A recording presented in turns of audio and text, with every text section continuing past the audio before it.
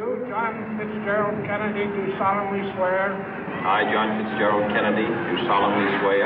That you will faithfully execute the office of President of the United States. That I will faithfully execute the office of President of the United States. And will, to the best of your ability.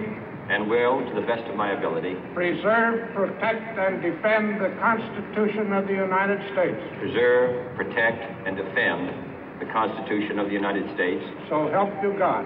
So help me God.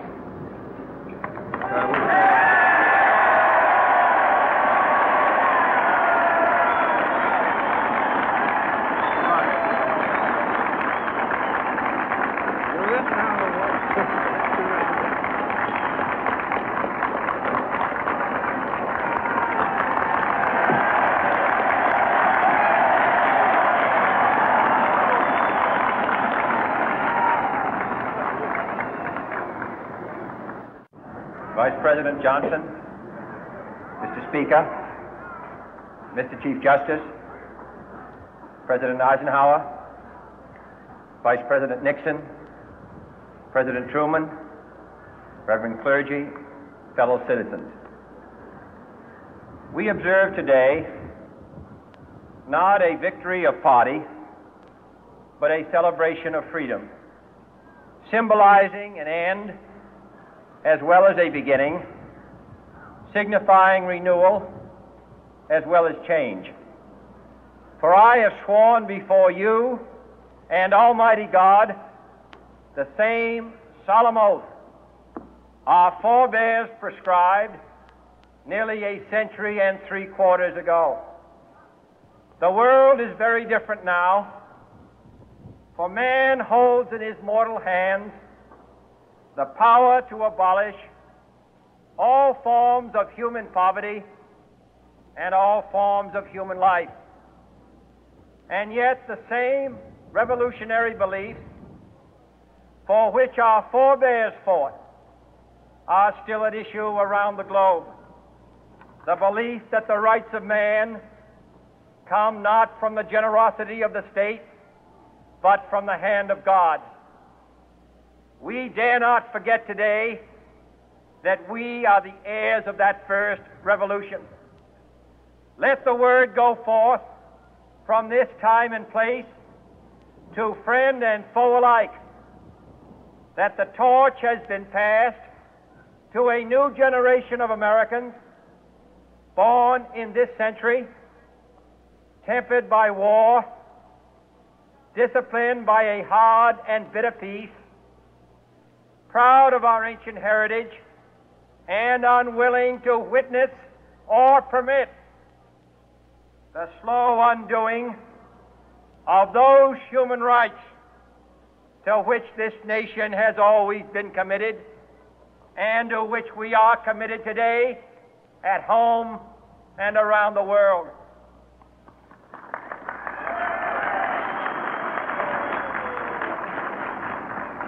Let every nation know, whether it wishes us well or ill, that we shall pay any price, bear any burden, meet any hardship, support any friend, oppose any foe to assure the survival and the success of liberty.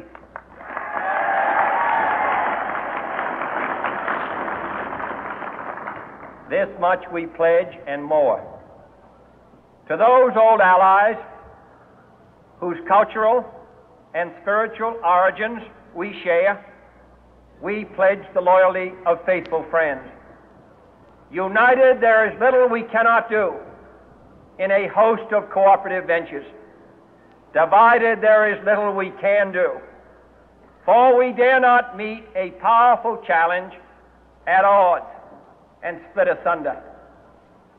To those new states whom we welcome to the ranks of the free, we pledge our word that one form of colonial control shall not have passed away merely to be replaced by a far more iron tyranny. We shall not always expect to find them supporting our view, but we shall always hope to find them strongly supporting their own freedom, and to remember that in the past, those who foolishly sought power by riding the back of the tiger ended up inside.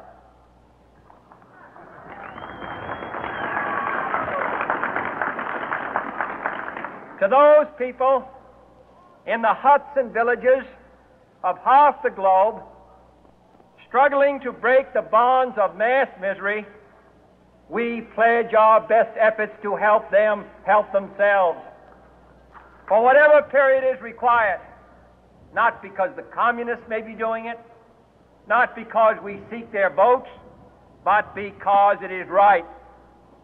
If a free society cannot help the many who are poor, it cannot save the few who are rich.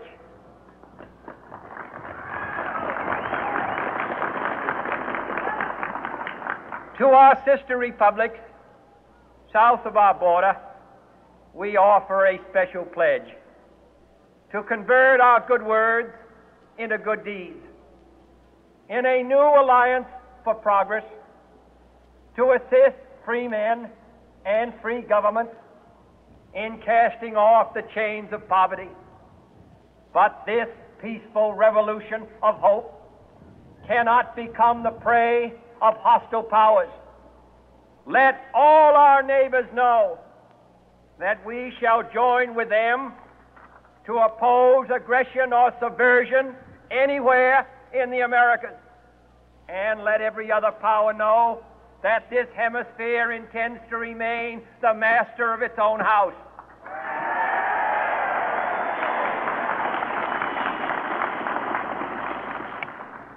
To that World Assembly of Sovereign States, the United Nations, our last best hope, in an age where the instruments of war have far outpaced the instruments of peace, we renew our pledge of support to prevent it from becoming merely a forum for invective, to strengthen its shield of the new and the weak, and to enlarge the area in which its writ may run.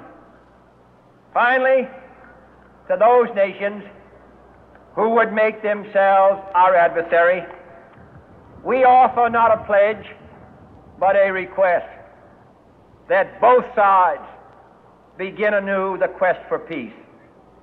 Before the dark powers of destruction, unleashed by science, engulf all humanity in planned or accidental self-destruction, we dare not tempt them with weakness, for only when our arms are sufficient beyond doubt can we be certain beyond doubt that they will never be employed.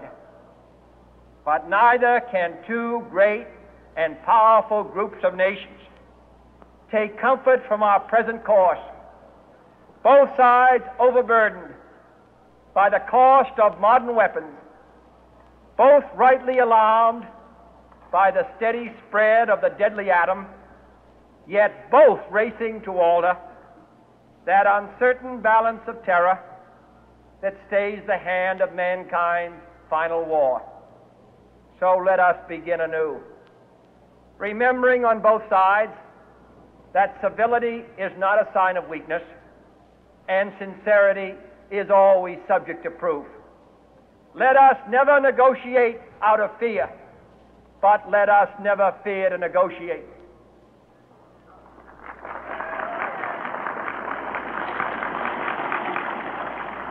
Let both sides explore what problems unite us, instead of belaboring those problems which divide us.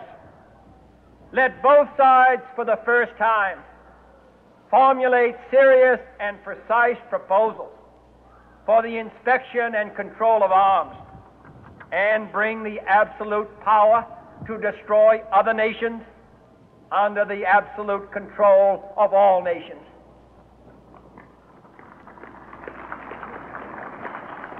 Let both sides seek to invoke the wonders of science instead of its terrors. Together, let us explore the stars, conquer the deserts, eradicate disease, tap the ocean depths, and encourage the arts and commerce. Let both sides unite to heed in all corners of the earth the command of Isaiah to undo the heavy burden and let the oppressed go free. And if a beachhead of cooperation may push back the jungle of suspicion, let both sides join in creating a new endeavor, not a new balance of power, but a new world of law, where the strong are just and the weak secure and the peace preserved. All this will not be finished in the first 100 days, nor will it be finished in the first 1,000 days, nor in the life of this administration, nor even perhaps in our lifetime on this planet. But let us begin.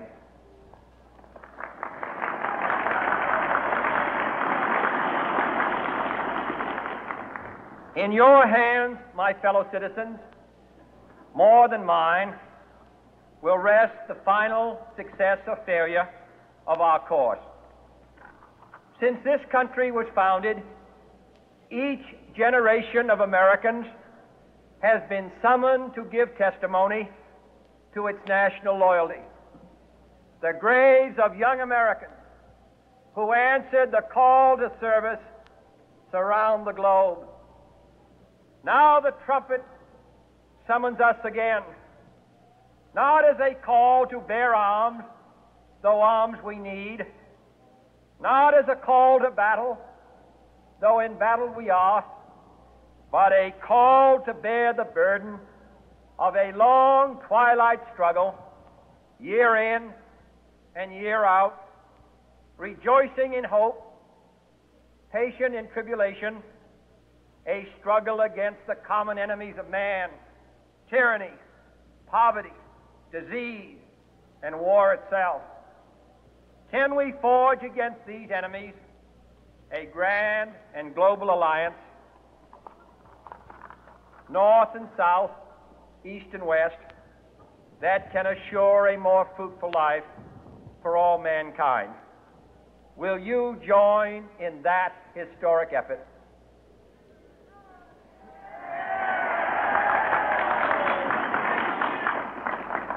In the long history of the world, only a few generations have been granted the role of defending freedom in its hour of maximum danger. I do not shrink from this responsibility. I welcome it.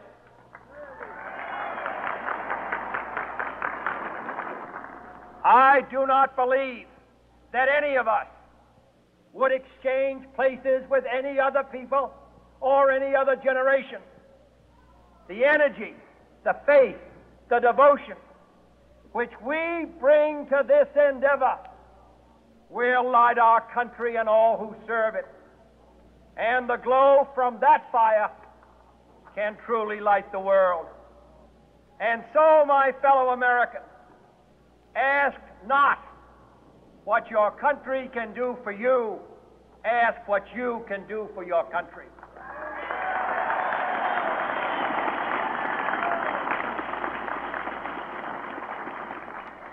My fellow citizens of the world, ask not what America will do for you, but what together we can do for the freedom of man.